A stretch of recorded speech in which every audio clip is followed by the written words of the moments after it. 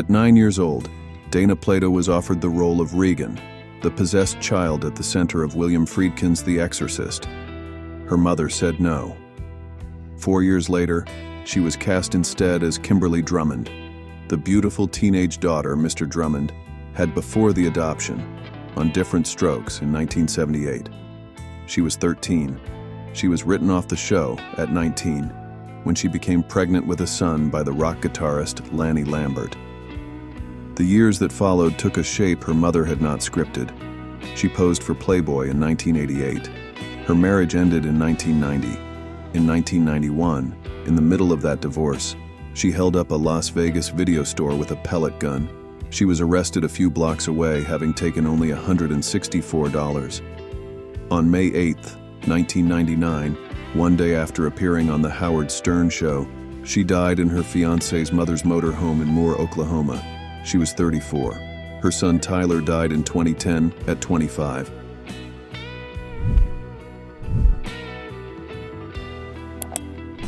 Nedra Volz was 70 years old and had been working in Los Angeles for exactly a decade when she was cast as the elderly housekeeper Adelaide on Diff'rent Strokes in 1980. She had come to acting late. She was born in 1908 in Montrose, Colorado, and had spent most of her adult life running a school of theater with her husband in Arizona, and had begun taking Hollywood roles only after his death in 1969. Diff'rent Strokes made her one of that recurring group of television grandmothers who turned up on every family sitcom of the 80s and 90s, on Full House, on The Golden Girls, on The Dukes of Hazzard, on Alice. Her final on-camera appearance was a small role in a Roseanne episode in 1997. She died in Cathedral City, California, on January 20th, 2003, 2 days after her 95th birthday, of natural causes.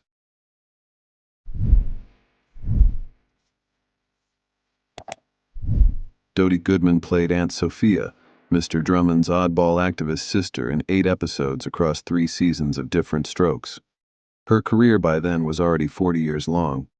She had been a supporting player on Broadway in the 50s, a fixture on Jack Parr's Tonight Show, the first female regular, in fact, and most famously, Frenchie's mother in both Grease and Grease 2. She kept working through her 80s, mostly in guest spots on sitcoms and in occasional stage productions in the smaller New York theaters. Her voice, high, breathy, cracked in a way that suggested a permanent double take, was instantly recognizable to anyone who had watched late-night television between 1957 and 2007. She died in June 2008 at 93, of natural causes, in a nursing home in Englewood, New Jersey.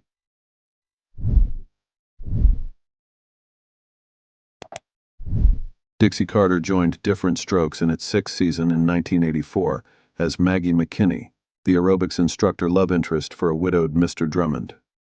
She stayed for 2 seasons, married him on screen. Then, in 1986, left the show for a role that would define her for the rest of her career, the imperious Julia Sugarbaker on Designing Women. Designing Women ran for 7 years and gave her one of the great character speeches in 80s sitcom history, the 17-second monologue delivered in Season 3, in which Julia demolishes a Georgia beauty queen. She kept working steadily after it ended, on Family Law, on Desperate Housewives, which earned her an Emmy nomination in 2007, on Broadway in a revival of Master Class. She died in Houston, Texas on April 10, 2010, of complications from endometrial cancer. She was 70. Her husband, the actor Hal Holbrook, was at her side.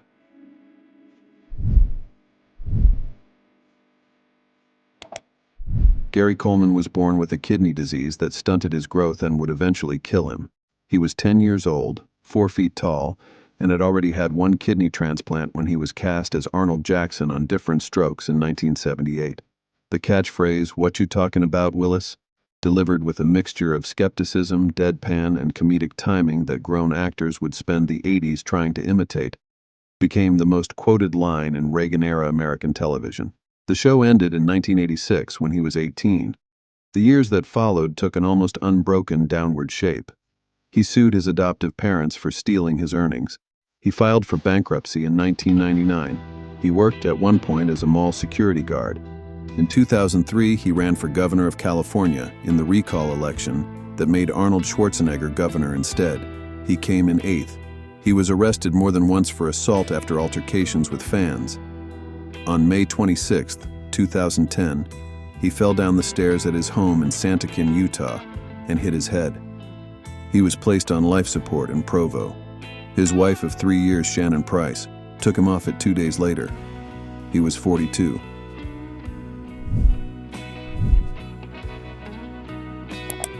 Okay, well, I appreciate your problem.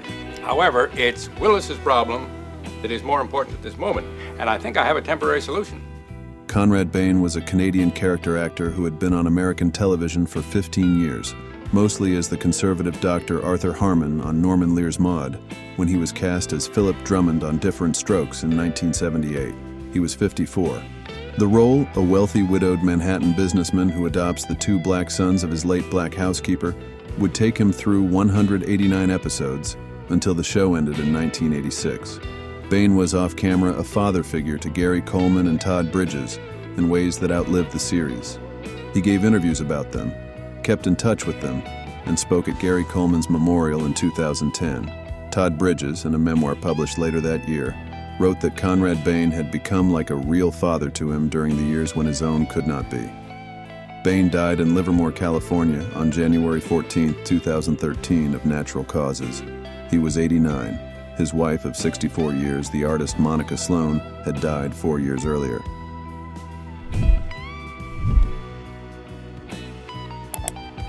Marianne Mobley was Miss America 1959, the first Miss America ever from Mississippi, and she had spent the years since acting opposite Elvis Presley in Girl Happy and Harem Scarum, opposite Jerry Lewis in 3 on a Couch, and hosting a run of network game shows through the 70s. She was 51 when she was cast, in 1985, to take over the role of Maggie McKinney on Diff'rent Strokes after Dixie Carter left for Designing Women. She stayed for 11 episodes until the show ended the following spring. She continued to work steadily on television for another 2 decades, alongside her husband, the fellow actor Gary Collins, whom she had married in 1967 during the shooting of 3 on a Couch. She died in Beverly Hills on December 9, 2014, of breast cancer. She was 77. Gary Collins had died the year before.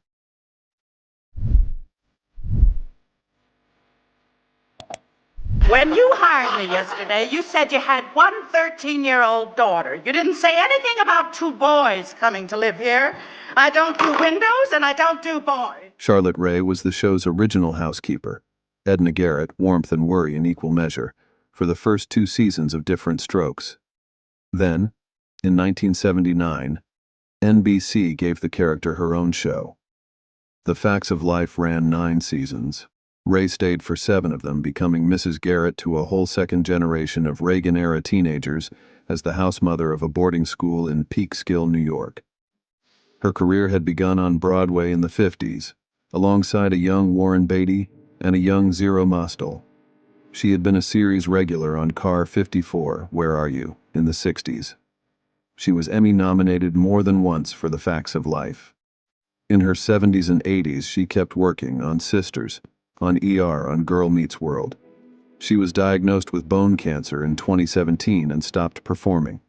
She died in Los Angeles on August 5, 2018, at 92, the oldest surviving member of the original Diff'rent Strokes cast.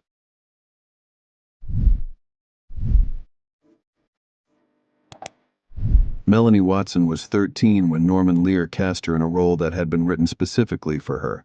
Kathy Gordon, Arnold's classmate with brittle bone disease, in a season 4 episode of Diff'rent Strokes titled Kathy. Watson had been born with osteogenesis imperfecta, the same condition. She used a wheelchair. She had been auditioning since she was 10. She would go on to make brief appearances in a few other Lear productions before growing disillusioned with Hollywood and stepping away from acting entirely. She spent most of the years since as a disability rights advocate, speaking at schools and conferences, and more recently, running a Facebook page for people living with genetic bone conditions. In November 2025, she wrote on that page that she was pausing everything because of unexpected internal bleeding. She entered a hospital in early December. She died there later that month. She was 57.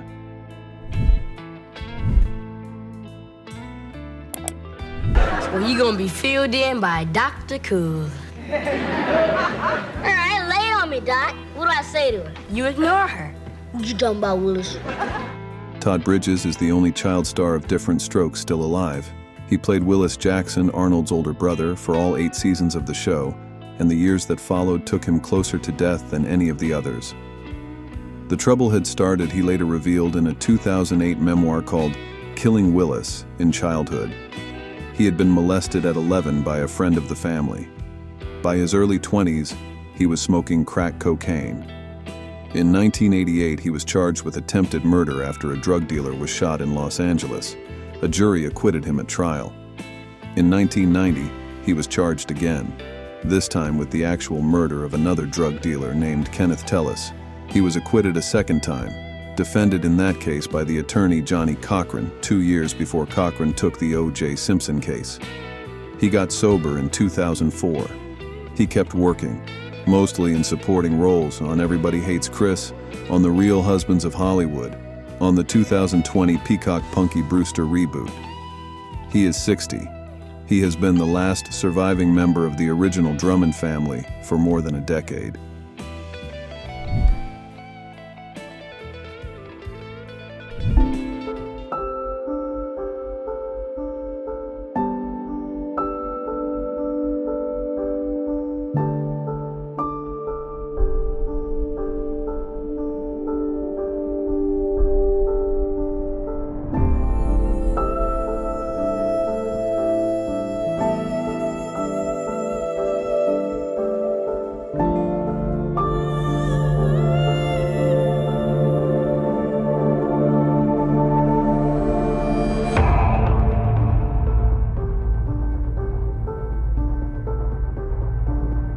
I don't know how or when.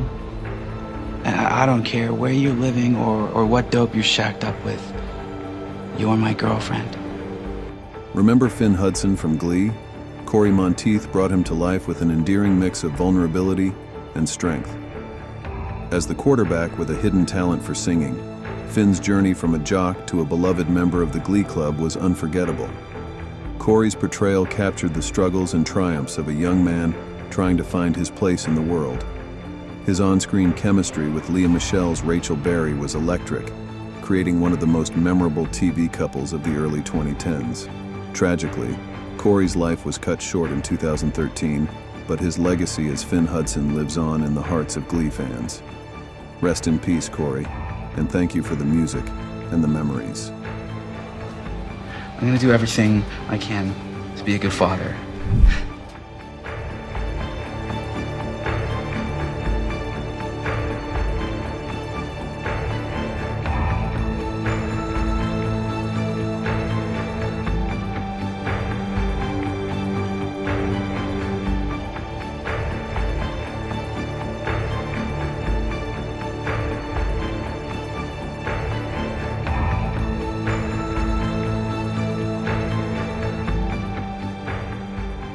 I like it.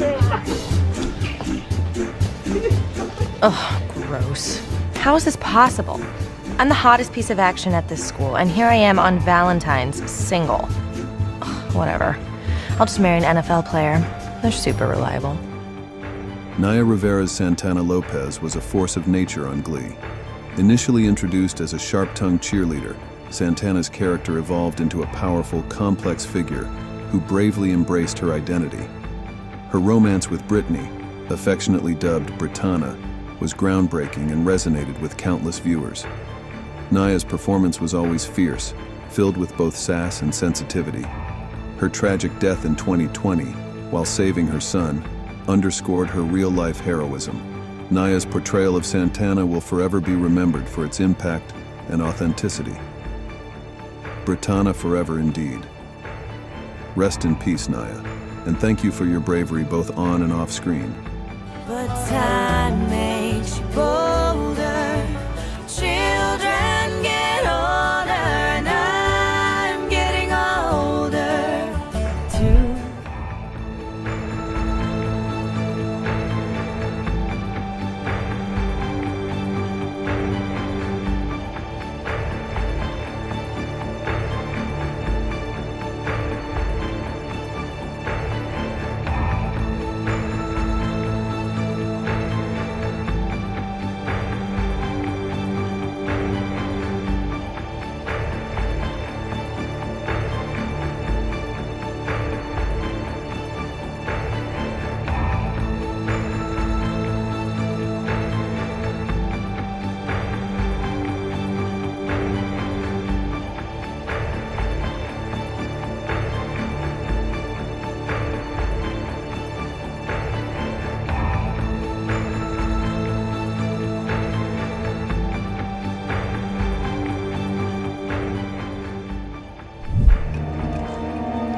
Your go for Sue.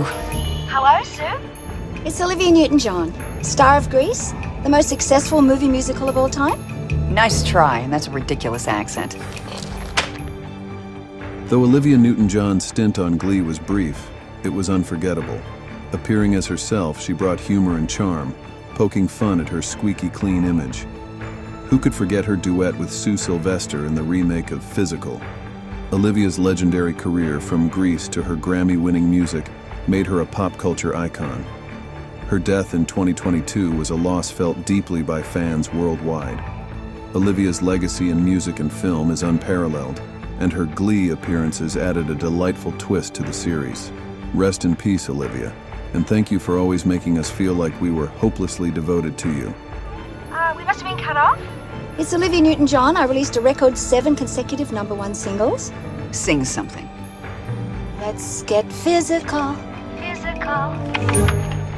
That song was the best-selling record of the 80s.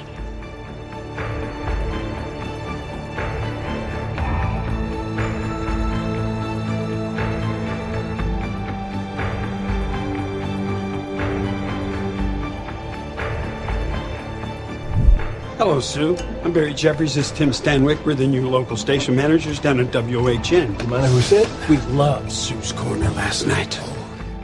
Meatloaf, or Michael Leah Day, was known for his larger-than-life presence both on stage and screen.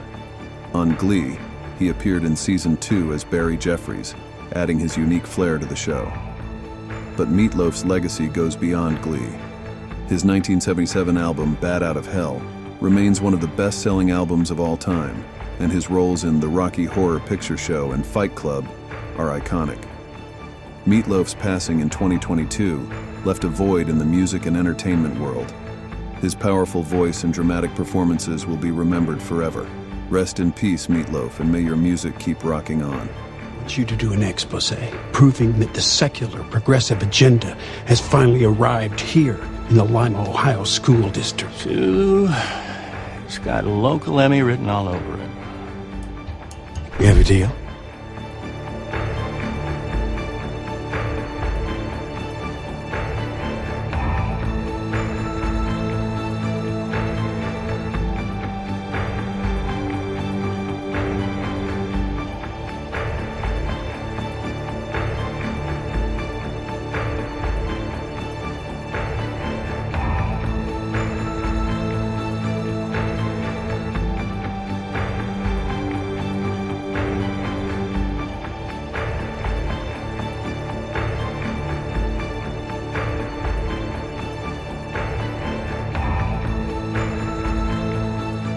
Discuss some of the redistricting bylaws. I've been doing some research, and it turns out Phyllis Applegate's brief appearance on Glee as Bertie Lawrence in Season 4 added a touch of old Hollywood charm. Though she was on screen for a short time, her role in the show choir rules committee left an impression. Phyllis had a long career with numerous roles, bringing depth and character to every part she played. She passed away in 2023, but her contributions to television and film continue to be appreciated. Rest in peace, Phyllis, and thank you for your enduring talent. we need is representation on that blue ribbon government.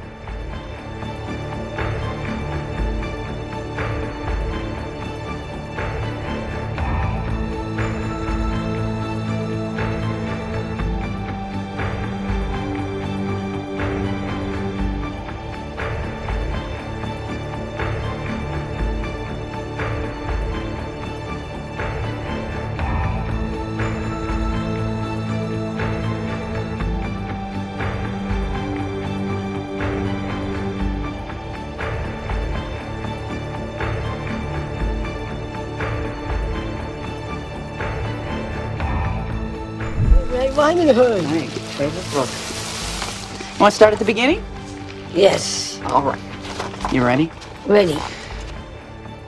Robin Trocchi's portrayal of Jean Sylvester on Glee was heartwarming and genuine.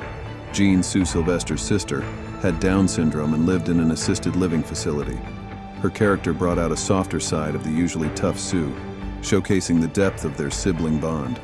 Robin's performance was a touching reminder of the importance of family and acceptance.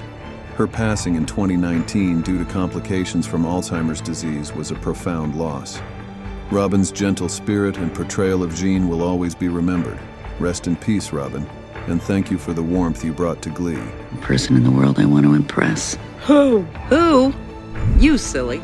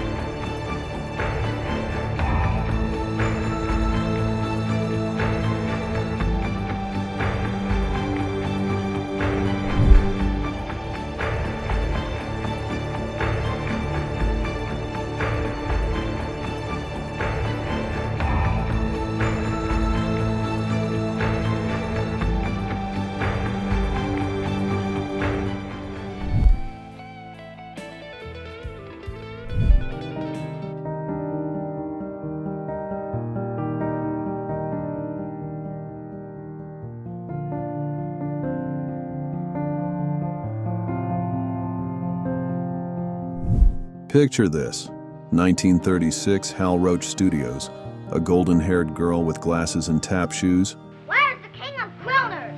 We want out now. Yeah! 6-year-old Betsy Gay joins our gang as a cheerful ballet dancer in The Pinch Singer and Arbor Day. But it was our gang follies of 1938 that made her unforgettable. As Effie, Alfalfa's shy, swooning girlfriend, she charmed audiences with her soft smiles and sweet presence. By 13, Betsy had over 40 films under her belt, including Tom Sawyer and Mystery Plane. Yet her journey didn't end in Hollywood. Raised by music teacher parents, she embraced singing and yodeling, winning back-to-back California yodeling championships in the 40s. Later, she performed with Johnny Cash and became a TV favorite. In 2014, she joined the final Little Rascals reunion. She lived to 96 and left behind more than memories. She left a melody. Rest in harmony, Betsy Gay.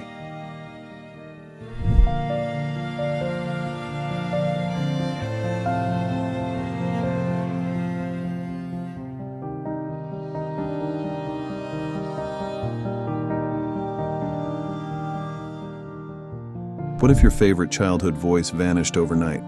Billy Laughlin, better known as Froggy, was only 8 when he joined our gang in 1940. With thick glasses and that unforgettable raspy croak, he didn't just play a character, he was the punchline. I don't have no money, and besides it's too hot in here. Billy created the voice himself, a deep-throated quirk that made him instantly iconic. Dang, she loves me! Oh. He lit up shorts like Robot Rex and Fighting Fools until the series ended in 1944. But just 4 years later, at age 16, Billy's light was gone. It happened in La Puente, California. He was riding on the back of a motor scooter, newspapers in tow, when a truck struck them at high speed. His friend survived. Billy didn't. No movie endings, no second chances. He gave us laughs in black and white. And then, silence. Rest in peace, Froggy. Your voice still echoes.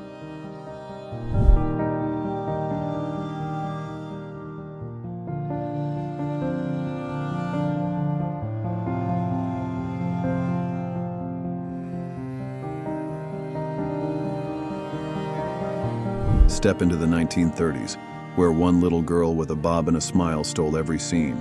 Darla Jean Hood was the heart of the Little Rascals, sweet, funny, and unforgettable.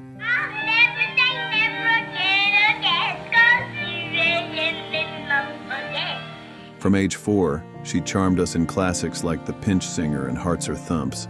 After the show, she kept shining, on stage, in jingles, and on the Jack Benny program. Here's Miss Darla Hood. Doesn't she look the same? The only difference now, she's married and she's got 3 kids. Look what's got 3 kids. I never had to worry about finances. Fortunately, when I was working at the studio, there was the nicest little old lady, and she helped me and gave me some very good advice. Who was she? Shirley Temple. Oh, yeah, little old Shirley Temple. In 1979, a routine hospital visit turned tragic. She died from acute hepatitis at just 47. But Darla, she never left the screen or our hearts.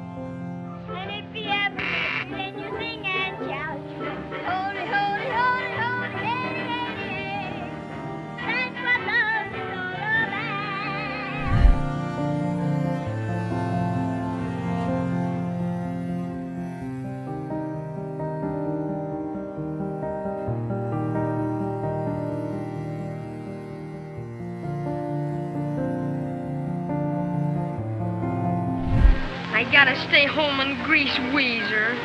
How does a child adored by millions vanish before adulthood?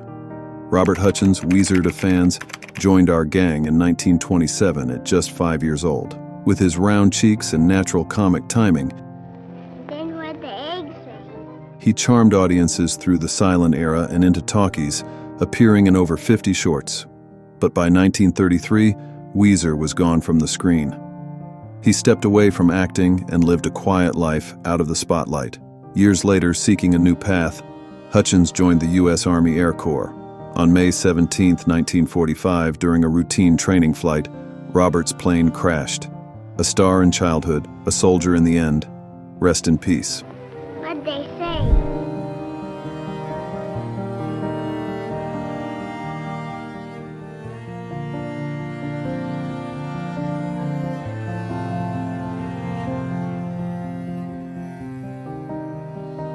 How does a derby hat and a clever grin outlive the man beneath them?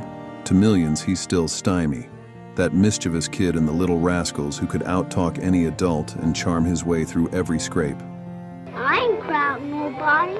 I'm just slipping around here in this here grease. But what happened after the laughs faded? Matthew Beard wore that iconic bowler hat like armor. A gift from Stan Laurel, it crowned a child star whose wit sparkled on screen from the age of 5. But after he left our gang in 1935, the spotlight turned cold. Addiction crept in. For years, Beard disappeared into the shadows of Los Angeles. Then, a turning point, he checked into Synanon in the 60s and began to fight back. He returned quietly to acting.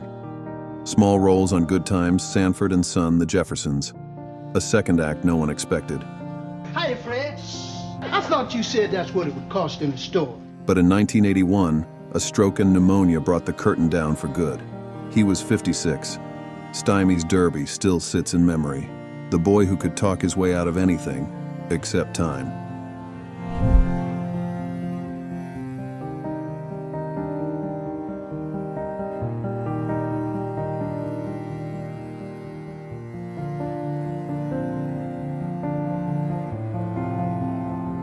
Norman Chaney, better known as Chubby, joined our gang after winning a nationwide talent search in 1929.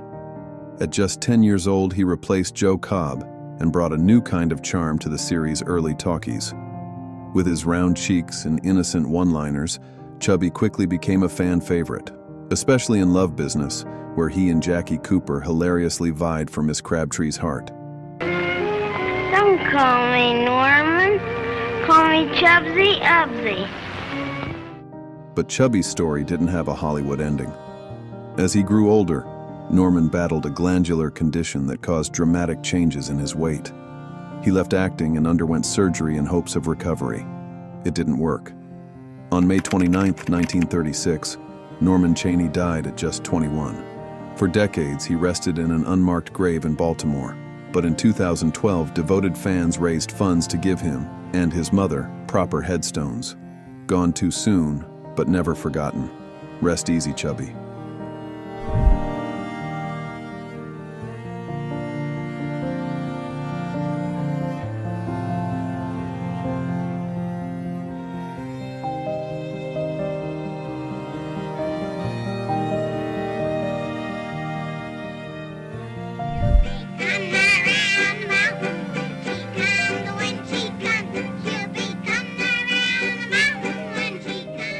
Carl Switzer Alfalfa was the off-key crooner with the upright cowlick that every kid in America knew. From 1935 to 1940, his sour singing and scrawny bravado lit up our gang, making him one of the series' most iconic faces. But fame didn't last. As he grew older, Hollywood didn't know what to do with him. Switzer took odd jobs, training hunting dogs, guiding expeditions, trying to make ends meet. It was that world that led to his end.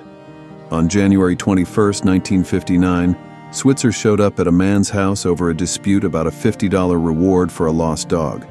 A fight broke out. Switzer was shot and killed. He was just 31. Alfalfa may have left the screen early, but his legacy? Forever etched in pop culture. Pineapple, not bad.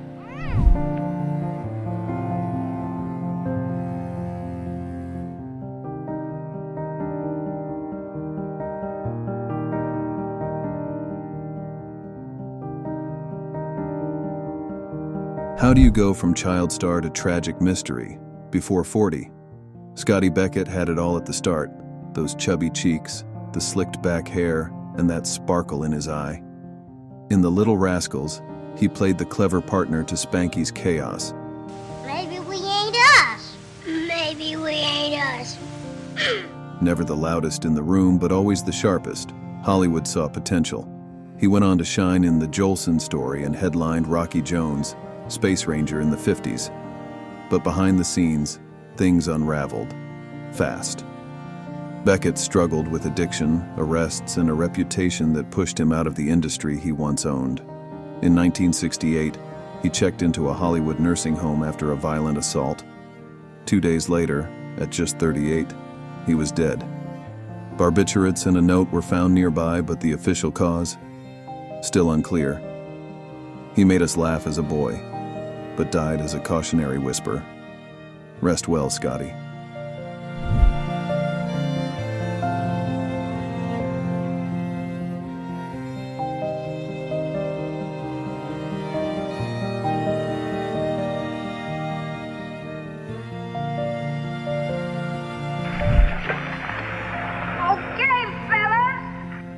Picture this. The 1930s, a tiny boy with wild hair and wide eyes steals every scene. That was William Buckwheat Thomas, a staple of our gang from 1934 to 1944. His lisp, his timing, his charm, pure magic. But when the cameras stopped, he walked away, joined the army, built a quiet life behind the scenes. In 1980, at just 49, he died of a heart attack. No spotlight, no farewell tour. But Buckwheat? He's still making us smile. Rest in peace.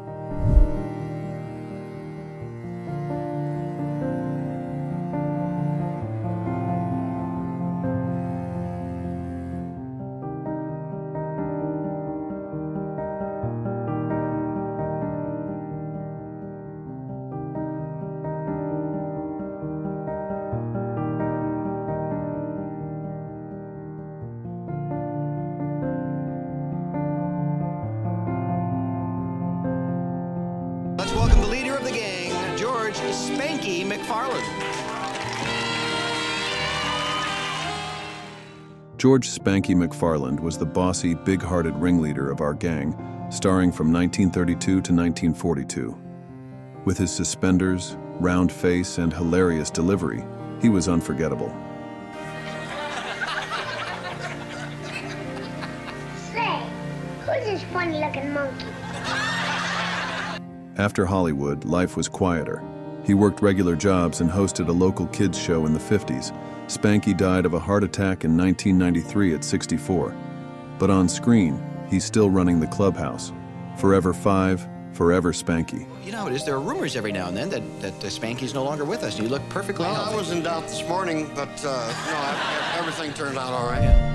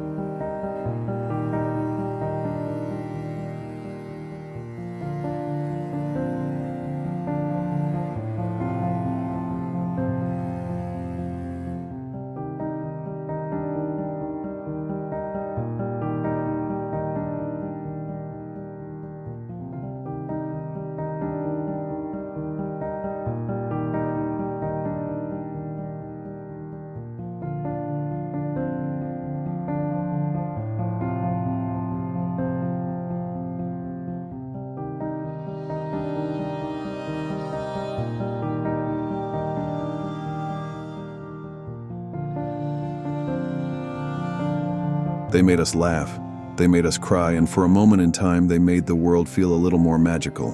But behind the fame was a trail of heartbreak, mystery, and lives lost far too soon. As we say goodbye to Betsy Gay, the last of the gang, we also close a bittersweet chapter in Hollywood history. Which of these stories hit you the hardest? Let us know in the comments. We read everyone. If you're drawn to stories like this, don't forget to like, subscribe, and explore our channel for more tragic tales from TV's golden past. Thank you for watching.